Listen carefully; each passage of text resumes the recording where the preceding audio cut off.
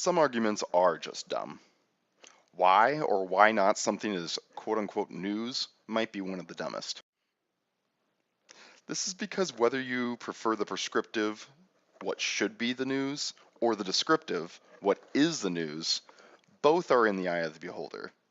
Our perspective of where the attention is or belongs will always be a reflection of our personal information bubble.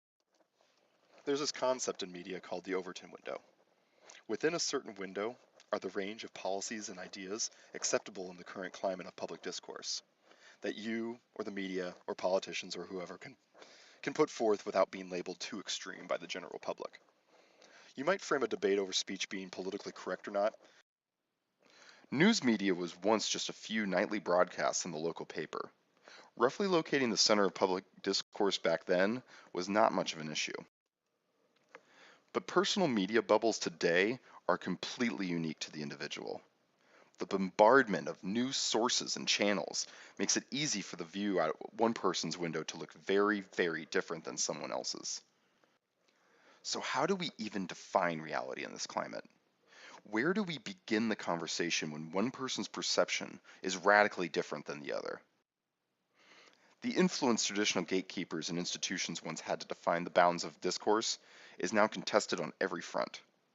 The internet was a great equalizer, but in its wake is a crisis of credibility.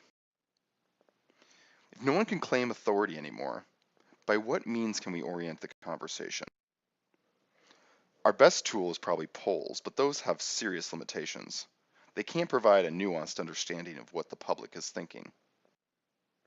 Seeing how much conventional wisdom actually flows through the various lines of reasoning would give us a needed reference point, and ArguAtlas lets you, for the first time, measure that.